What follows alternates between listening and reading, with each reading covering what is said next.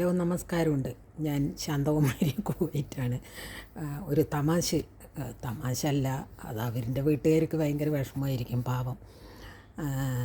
എന്താണ് ഇതിൽ സ്കൂളിൽ പൂർവ്വ വിദ്യാർത്ഥി സംഗമത്തിൽ 50 കഴിഞ്ഞ പൂർവ്വ വിദ്യാർത്ഥികൾ തമ്മിൽ സ്നേഹിച്ചിട്ടുണ്ടാകുമായിരിക്കും.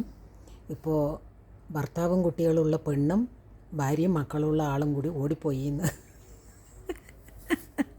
ദയവ് ചെയ്തിട്ട് ഇനി ഈ പൂർവ്വ വിദ്യാർത്ഥികളുടെ സംഗമത്തിൽ ദയവ് ചെയ്ത് നിങ്ങൾ പോകരുത്, ഇനി അങ്ങനെ വെക്കരുത്. കാരണം ഇപ്പോൾ ഒരു ഫാഷനാണിത്, ന്യൂ ജനറേഷൻ ഫാഷനാണ് കല്യാണം കഴിഞ്ഞ ആണും പെണ്ണും ഓടിപ്പോക്ക്. ഇനിയിപ്പോൾ അത് ഈ പൂർവ്വ വിദ്യാർത്ഥി സംഗമത്തിൽ കൂടെ ഇനിയൊരു വഴി നിങ്ങൾ വെട്ടിക്കൊടുക്കരുത് ദയവ് ചെയ്തിട്ട്. ഇല്ലെങ്കിൽ നമ്മുടെ നാടെല്ലാം കുട്ടിച്ചോരായി പോയി കഴിഞ്ഞു. എന്താ പറഞ്ഞാൽ ഇപ്പോൾ ഉള്ള ആണുങ്ങൾക്കും പെണ്ണുങ്ങൾക്കും ഒരു ഭാര്യേൻ്റെ അടുത്തും ഒരു ഭർത്താവിൻ്റെ അടുത്തും കാമം തീരാണ്ട് ഇപ്പോൾ ഓടി നടന്ന് പെണ്ണുങ്ങൾ ആണുങ്ങളിനെ പിടിക്കലും ആണുങ്ങൾ പെണ്ണുങ്ങളിനെ പിടിക്കലുമാണ് ഇപ്പോൾ നമ്മൾ ഫാഷൻ. അതായത് ഡ്രസ്സുകൾ ഫാഷൻ, ഒരുപാട് ഫാഷൻ കാര്യങ്ങൾ വന്നതുകൊണ്ട് ഇപ്പോൾ ഇതും ഒരു ഫാഷനാക്കിയിരിക്കുകയാണ്. ഇപ്പോൾ എത്ര കാലം ഇത് ഒരു ഭർത്താവിൻ്റെ കൂടെ ഇരുന്നിട്ട് ഒരു പണി തന്നെ പണിയും. അപ്പോൾ അടുത്ത ആളുടെ കൂടെ പോയിട്ട് അയാളെങ്ങനെ പണിയുന്നുണ്ട് എന്നും കൂടിയിട്ട് നോക്കണ്ടേ. അതുപോലെ ഒരാണിന് ഈ ഒരു പെണ്ണിൻ്റെ തന്നെ എത്ര കാണും. അപ്പോൾ പുതിയതായിട്ട് വേറൊരു പെണ്ണിൻ്റെയും കൂടി കാണാമെന്നും പറഞ്ഞിട്ട് ഇമാതിരി ഒരു അംഗം നടക്കുമോ ദൈവമേ, ഇതെന്താണ് നമ്മുടെ കേരളം കുട്ടിച്ചോരായിപ്പോയി. ഇനിയിപ്പോൾ ഒന്നുമില്ല കേടുവരാനൊന്നും, കാരണം മുഴുവൻ നാറിപ്പൊഴുത്തു പോയി നമ്മുടെ നാടൊക്കെ. ഇപ്പൊക്കെ ജീവിക്കാൻ സത്യം പറഞ്ഞാൽ ഗൾഫ് നാട് തന്നെയാണ് നല്ലത്.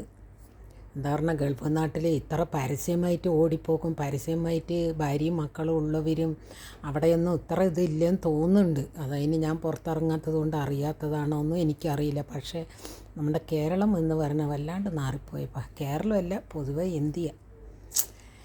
ഈ കാമഭ്രാന്തെടുത്തിട്ട് നടക്കുന്ന കുറേ ആണുങ്ങളും കാമഭ്രാന്തെടുത്തിരിക്കുന്ന കുറേ പെണ്ണുങ്ങളും, അതും കല്യാണം കഴിയാത്ത വല്ല പെൺപിള്ളേരാണെങ്കിൽ എന്തോ തൊലിഞ്ഞുകൊണ്ട് പോട്ടെ, അവർ കല്യാണം കഴിക്കുന്നെങ്കിലും പറയാം. ഇത് കല്യാണം കഴിഞ്ഞ് ഭാര്യയും മക്കളുള്ള ആണും ഭർത്താവും മക്കളുള്ള പെണ്ണുങ്ങളും കൂടിയിട്ട് ഇമാതിരി ഒരു കാമഭ്രാന്തിന് വേണ്ടിയിട്ട് ഒരു ഇത് കാണിക്കുക.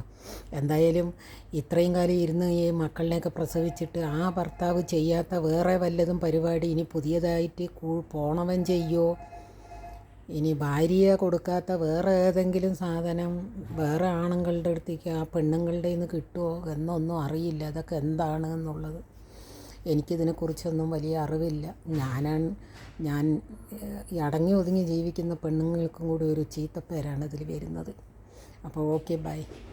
എല്ലാവരും നോക്കിയും കണ്ടൊക്കെ ജീവിക്കുക. ഒരുപാട് പെണ്ണുങ്ങളെ അങ്ങനെ വെറുതെ നാണം കെട്ട് നാണവും മാനവും ഇല്ലാണ്ട്, എന്താ പറഞ്ഞാൽ ഈ പോണ പെണ്ണുങ്ങൾക്കും പോണ ആണുങ്ങൾക്കും ഒന്നും അറിയില്ല ഇതെന്താ സംഭവം എന്ന്. കാരണം എന്താ പറഞ്ഞാൽ അവർക്ക് ഈ ഒരു ചിന്തയാണ്, മനസ്സിലായ? ഈ പോണ ആണുങ്ങൾക്ക് ഈ പോണ പെണ്ണുങ്ങൾക്കും ഈ ഒരു ചിന്തയിലാണ് അവർ പോണത്. അതുകൊണ്ട് സമൂഹം നമ്മളെ കാണുമോ, ഇതിൻ്റെ നാണക്കട എന്താണ്, നാളെ നമ്മുടെ മക്കളൊക്കെ മുഖത്ത് നോക്കുമ്പോൾ നമ്മൾക്ക് തൻ്റെ ഇടമായിട്ട് നിന്ന് സംസാരിക്കാനുള്ള തൻ്റെ ഇടം വേണമെങ്കിൽ നമ്മൾ ശരിയായിട്ടിരിക്കണം എന്ന ചിന്താഗതിക്കാരിയാണ് ഞാൻ. നമ്മുടെ മക്കൾ തെറ്റ് ചെയ്യുമ്പോൾ അത് ചൂണ്ടി പറയണമെങ്കിൽ നമ്മൾ നന്നായിട്ട് ഇരിക്കണം എന്നുള്ളതാണ് എൻ്റെ ശരി. കല്യാണം കഴിയാത്ത മുന്നേ നമ്മൾ തെറ്റ് ചെയ്തിട്ടുണ്ടാവാം, ഇല്ലെങ്കിൽ തെറ്റ് സംഭവിക്കാത്ത ലോകത്ത് ആരുമില്ല. പക്ഷേ കല്യാണം കഴിഞ്ഞ് കുട്ടികളും മക്കളുമായ മറ്റൊരു കുടുംബത്തിന് കേടുവരുത്തുക എന്നുള്ളത് ആണ് പെണ്ണിൻ്റെ അടുത്തും പെണ്ണാണിനും ചെയ്യുന്നത് വലിയ മോശമാണ്.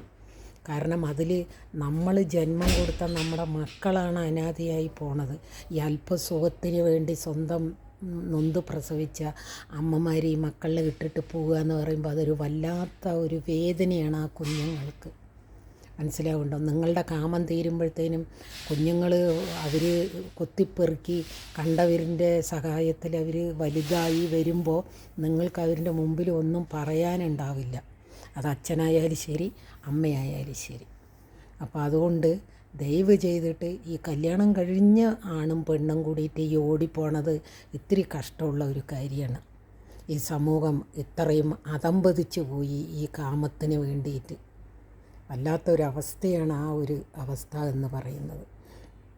ആ പെണ്ണിൻ്റെ ഭർത്താവിനും ആ പോയവൻ്റെ ഭാര്യയ്ക്കുമുള്ള ഒരു വേദന അത് ഈ കാമം ഭ്രാന്തെടുത്ത് പോകുന്ന ആണിനും പെണ്ണിനും മനസ്സിലാവില്ല. അവർ ആ സുഖം തലയ്ക്ക് പിടിച്ച്, അതായത് കള്ളുകുടിയന്മാർക്ക് കള്ളു കുടിക്കാൻ മുട്ടുന്ന പോലെയുള്ള സുഖത്തിൻ്റെ ആ ഭ്രമത്തിലാണ് അവർ ജീവിക്കുന്നത്.